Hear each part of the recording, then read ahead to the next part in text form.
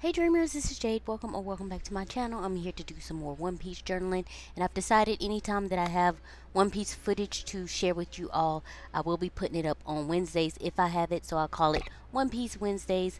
So let's get into it. This is the part of the series that I get really emotional about, so if you hear me choking up or crying, that's why. So let's go ahead and get into it. Law and his crew take Jinbei and Luffy inside their submarine. They're both put on the operation table because they both have been seriously injured, so they definitely need some help there. Buggy is pissed at Shanks for tricking him and lying about having a treasure map, but that's neither here nor there. Buggy cools down and is praised by all of his followers, and Shanks then threatens Blackbeard. Both crews face down each other, and Teach's side decides to leave. Shanks then declares that Ace's and Whitebeard's dead bodies should be given a proper burial by the pirates, and Sengoku, which is the head marine, agrees, and the war ends, and the Marines announces their victory to the world. Word spreads all over the world that the war is over, the Marines have won, and people are celebrating. However, behind the scenes, things shenanigans, okay? Shenanigans. Blackbeard is on the move with his new crew members from Impel Down's level 6, which is, I think, the most dangerous level of Impel Down. And upon Whitebeard's death, the world's balance has crumbled. And so, with his last words confirming the existence of the One Piece, pirates all over the world are simmering at the brim. Law has taken Luffy and Jinbei back to Amazon Lily with Boa Hancock and the Heart Pirates. Luffy wakes up and he goes on a rampage once he realizes that Ace passed away, and it's devastating to watch and see. And so basically he ends up having to be talked down by Jinbei. Jinbei reminds him that even though he lost his brother, he still has people to live for. And Luffy then remembers his entire crew and that they have been blasted off somewhere and that he needs to find them and get back to them. So now we get a more in-depth look at Luffy's past to when he was a kid. And so he was basically dropped off with the Dodon family by Garp, which of course is his grandfather. And that's where he meets Ace, because that's where Garp took Ace as a kid. And told them, hey, look after these kids or whatever. And then he just drops them off like their luggage or something. So Ace immediately dislikes Luffy, and Luffy follows Ace around because he doesn't like to be lonely, and he follows him around continuously for like 3 months while Ace attempts to discourage Luffy by leading him through hazardous obstacles like rivers filled with crocodiles, all kinds of crazy stuff. And at the end of 3 months, Luffy reaches the end of the forest and discovers a new place on Dawn Island called the Grey Terminal. Now, Grey Terminal is a lawless area full of homeless people searching for valuables that people have thrown out and stuff like that. And Luffy searches for Ace, and Ace is found attacking two men carrying treasure. He robs them, and Luffy sees Ace run off towards the forest to meet his friend Sabo. And so, of course, Luffy follows, and he accidentally finds their their stash of treasure, and they are panicking like, what is going on? Absolutely not. So they tie him to a tree and decide that they're going to kill him. But Luffy starts shouting and screaming, and that gives up basically their location to the people that Ace just robbed. So they find him. They hide behind the bushes, but of course Luffy is captured because the boy cannot stay quiet, okay? And so they capture Luffy and basically torture the poor boy, trying to make him give up the location of the loot. But Luffy is loyal to a fault, and he refuses to give up the location. In the meantime, Ace and Sabo are moving the location of their treasure because they think Luffy will give them up. However, in time, Sabo realizes that Luffy is not going to give up any information to this guy, and so he and Ace go to rescue Luffy. So once they rescue Luffy, they decide that it is too dangerous for them with these pirates running about. And so Sabo basically moves in with Ace and Luffy and the Dodon family. And Luffy has been basically gathered into the fold. He's been accepted by by Sabo and Ace. And so they are solidified as friends now.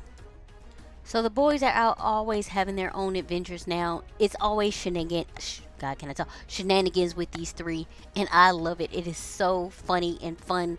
Sabo is seen out by his father, and he tries to ignore him. Well, he basically does ignore him, and they find out that Sabo is actually a noble, and so he doesn't really belong in like Great Terminal hanging out with Luffy and Ace, but that's who he chooses to be with, that because he wants his own freedom and he doesn't really go for the nobles and how they live and all of that.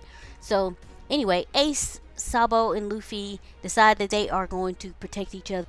Ace retrieves a bottle of sake that he's stolen from the Don family and declares that if they share a glass of sake or a bowl of sake together, that they will become brothers. And so that's how Ace, Luffy, and Sabo become brothers. And it is so cute and so sweet. I love me a good found family moment. So Ace, Sabo, and Luffy are going about their business, doing all of their shenanigans and stuff. And Garp shows back up, and of course he beats the hell out of him. Like, it's not funny, but it's like really Garp. Anyway, he basically disciplines them because they still want to be pirates, and they're like, no, we got to get the hell out of here before he tries to kill us, whatever. And so they run away from the Don family. I don't know why that's so hard to say. God, they run away from the Don family and decide to build their own little hideout or whatever. So they get all of the supplies and stuff they need from Great Terminal and basically make their own hideout, which ends up looking like a pirate ship.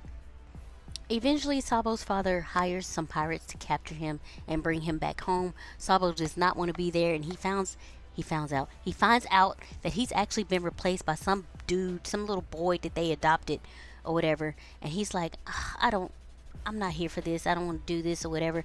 And then he also finds out that from people around the town that they intend on burning Great Terminal, which is basically where Luffy and Ace hangs out. And he is like, absolutely not. I got to get out of here. So he's trying to basically run away from his home again and find Luffy and Ace to warn them that they're going to burn down Great Terminal so they're not caught in the crossfire. However, I don't think he doesn't make it. He's not able to make it.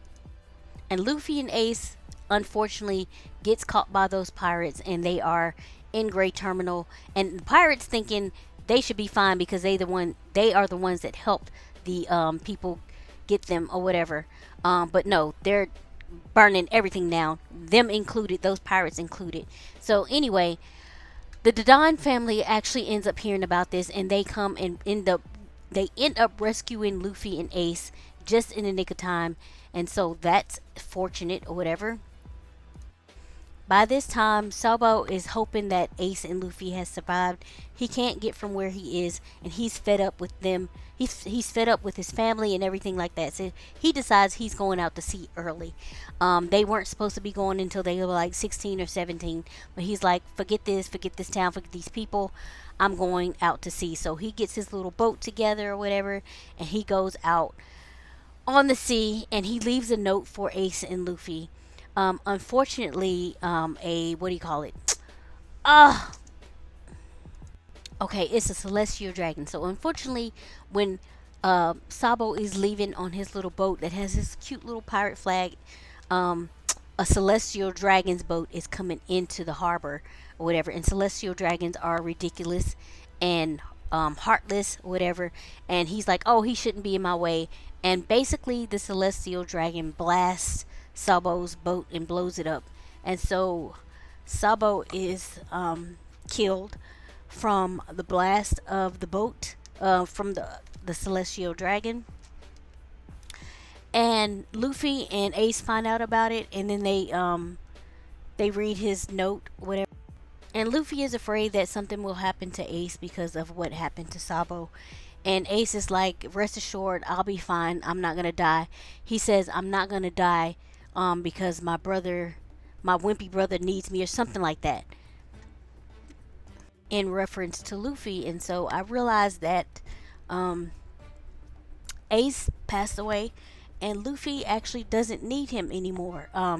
Not for that. I mean, of course, he's his brother. He probably wants him, but he doesn't need him to be there and protect him. That's what it was. He says, as long as my little brother needs me to protect him, and Luffy doesn't need him to protect him anymore. And so, yeah. So that's the story of Ace, Sabo, and Luffy as kids. And then we see the Straw Hats. They were trying to get back to Luffy. So you see all of them, and you see where they've ended up, what happened to them, and everything like that. Also, we get to see Ace leaving for his pirate adventure at the age of 17, and the exact same thing with Luffy. Once he turns 17, he leaves Windmill Village and goes off to be a pirate. Now, I must add, during these shenanigans of these three, that Sabo did reveal to Luffy that Ace was Goldie Roger's son, and Ace had a very big chip on his shoulder about that. And so he didn't want to hear about it. He was mad, mad at Sabo for telling Luffy, mad at Luffy for asking questions and stuff like that. Eventually, they work through it and they get over it, and they use teamwork for all the little shenanigans and stuff that they have and are doing or whatever.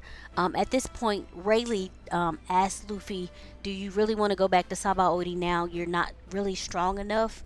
As evidenced by being taken out by that pacifista and everything like that. He was like, "I can train you for the next 2 years, so that once you get into not the Grand Line but the New World, I think it is that they're going to, Fishman Island and etc. etc. I can train you so that you're better equipped to protect yourself and protect your friends, and so you're not all scattered throughout the world and everything like that." And so Luffy decides to accept Rayleigh's offer. Remember, Rayleigh is the first mate of Goldie Roger. And so that will be a nice, fun training experience for him. And so he, as I said, he decides to accept his offer. And so now he has to get the word out to his friends about what is happening.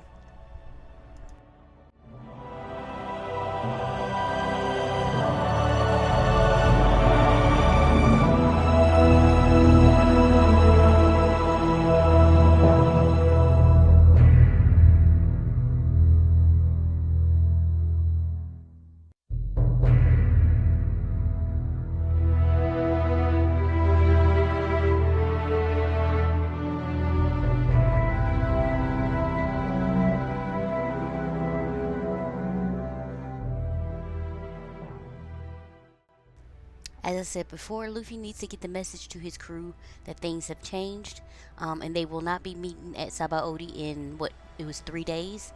And so he goes back to Marineford, which nobody is expecting him to do. Him, Jinbei, and Rayleigh, they go back to Marineford. Jinbei and Rayleigh distract the Marines and everything so Luffy can do what he needs to do. He rings the bell 16 times, drops a bouquet of flowers down the largest crack that he can find, and puts his hat to his chest. And on his arm is written 3D 2Y, and the 3D is crossed out, and the 2Y is left there on his arms. The reporters and stuff are there taking pictures and everything like that, and of course it goes out to the news. This picture with the 3D 2Y on his arm. So the crew gets the message to meet back at Sabaody in 2 years instead of 3 days. Meanwhile, Kobe has woken up from the hospital with the new skill of observation hockey. And then there's glimpses of what's going on with the worst generation. They've all reached a new world. So Eustace Kid is taking people out. And then Smoker, he decides he wants to go after Luffy. And so he asks to be transferred to a different kind of marine force. I can't remember the name of it. G58 or something. I can't remember. Anyway, G5. To hunt Luffy or whatever. So now we're seeing more information about what the worst generation is up to. So we have Trafalgar and his crew talking about going to the New World. Meanwhile, the Drake pirates get attacked by giant icicles, then encounter Scotch, Apu, and his pirate crew get chased by giant boars, and Jewelry Bonnie gets captured and teased by the Blackbeard pirates until Akainu shows up and they escape from the island. Chopper, cute little Chopper, shows off his new alter ego Chopper mask. Now at this point, I find it curious that every single Straw Hat has ended up in a place from Kuma where they can actually train and hone their skills. Nami tricks the old men into letting her stay on Witheria. Frankie stumbles upon Vegapunk's hidden laboratory and finds more blueprints and decides to study them. Sanji agrees to Eva's challenge and begins to fight the Okama to get the recipes for wondrous dishes around the world. While being put on display in a cage, Brook feels appreciative towards Luffy and all that he's done for him, and decides to continue to aid Luffy. So he takes the guitar and plays Bone to Be Wild, his new single, and basically honing his skills of being a musician. On the other hand, Robin has decided to go and meet Dragon and go and chill out with the Revolutionary Army for the time being and train with them. And then let's see, Usopp is on the Bowen Archipelago or the Bowen Islands, and he decides to train for Luffy's sake. There is a person there that is training him, and I can't remember his name, but he keeps calling him Usoppin. And then we have Zoro out on, I don't even know the name of the island, but it's where Mihawk lives. And so he goes on his knees and basically begs Mihawk to train him, which Mihawk agrees. Now, mind you, Mihawk is Zoro's biggest threat, or not threat, but he's the person he wants to beat to become the strongest swordsman. So yeah, and he agrees to train him, and he explains the hidden message that Luffy sent to the crew to Perona. And so that's what's going on. And like I said, I find it very curious that every Straw Hat ended up in a place where they can hone their skills. Oh, and also Chopper, he is on an island that is very, very well known for like medicine and new things, new medicines and breakthroughs and all that kind of stuff. So yeah, the Straw Hats are being trained, and they will be trained for 2 years, the same as Luffy, where they all landed at from where Kuma sent them. So Jinbei finally takes off and leaves and tells Luffy he'll see him on Fishman Island in 2 years.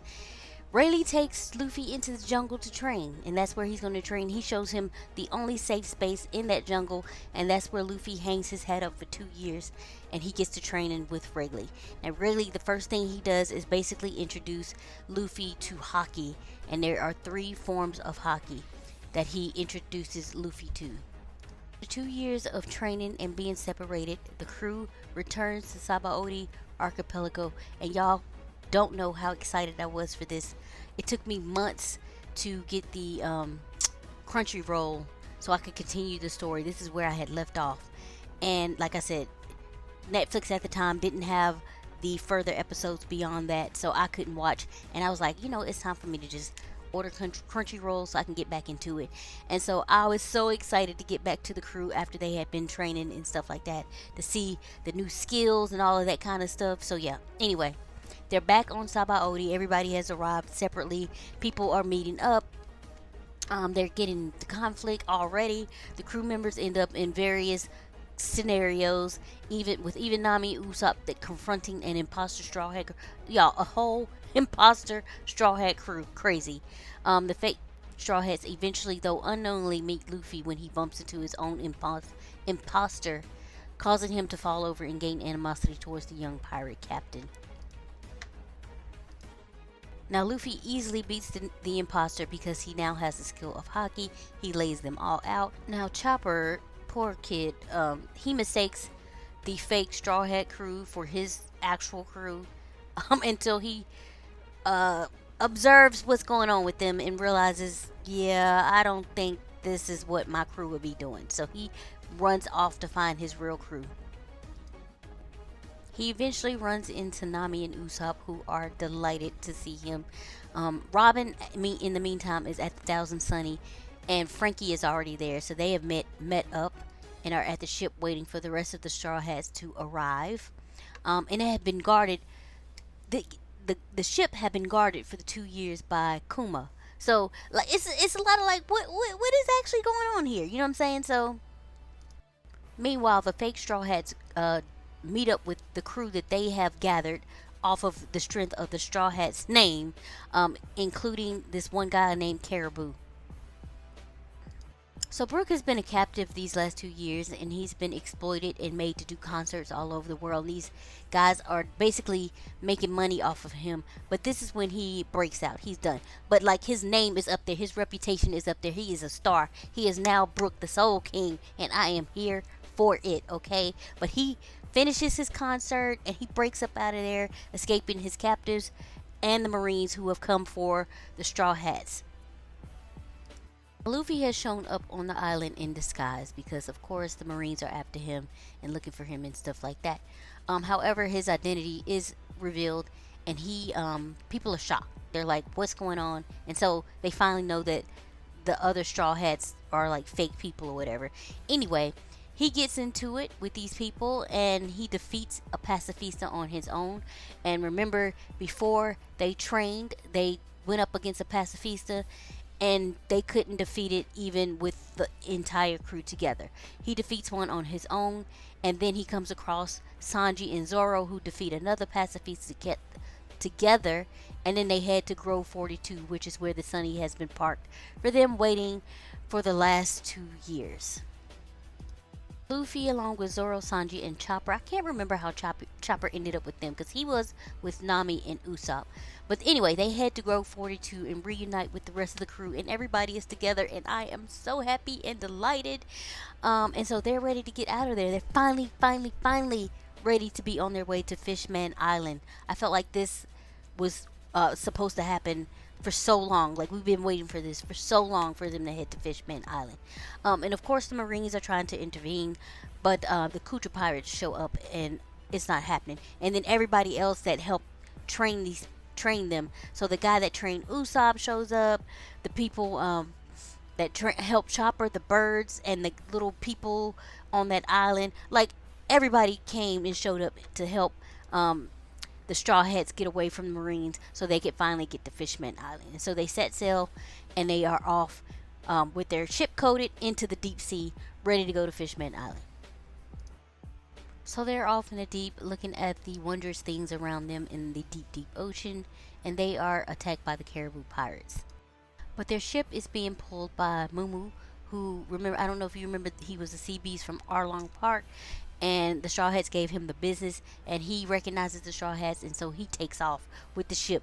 Caribou had managed to board the Sunny before his crew takes off, because Mumu was like, "Nope, I'm not having it."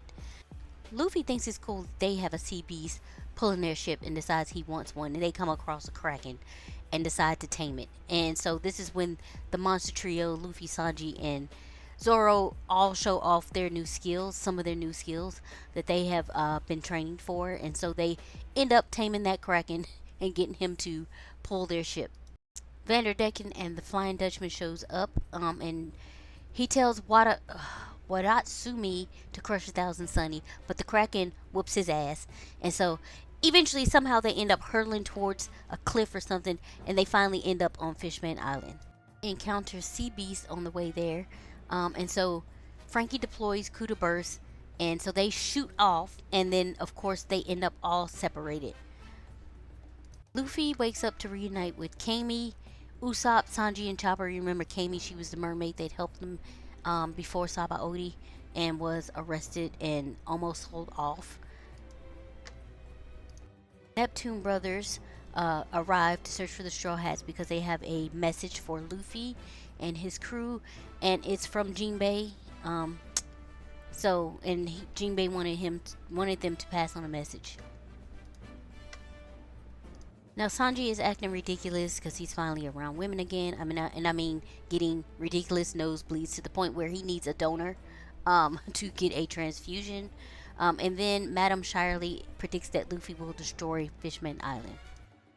Now this guy named Gyro is escaping from Hody Jones, which is kind of the big bad in this arc, or one of the big bads in this arc, who in turn goes after him. And the Straw Hat Pirates are in town on Fishman Island, and King Neptune and Megalo, which is this shark, shows up and appears and invites them to the palace for a banquet. Now, you know, Luffy hears food and he's like, "Yep, that's what we're doing." So they decide to go off with King Neptune to the palace for a banquet. However, they get there and the food is taking forever, and you know Luffy, he is impatient. He starts wandering off and he just goes looking around the palace. Nobody is really realizing that Luffy is gone and he is not there anymore. And so he ends up encountering the mermaid princess, who is huge, called Princess Shirahoshi. And she has been attacked all of her life pretty much by Vanderdecken, who decided that as a child. He decided when she was a child and he was a grown adult that he wanted her. Um, Absolutely not. Absolutely not. I was like, what is this? So yeah. And Luffy's not having it. Like, he's been throwing axes at her door and stuff. Like, it's crazy. And Luffy was like, listen, I'll protect you, whatever. Um, and he talks to her and she gives him food, so he's happy with that situation or whatever. So the only thing about it is Luffy cannot, he is very impatient with her tears and all that kind of stuff. He is not here for it. And so that's pretty much where we leave off in this part of the story. We will continue Fishman Island in the next part. If you have any comments or questions, please leave those below. I trust that you all have been safe and well, and I will catch you in the next episode. Bye.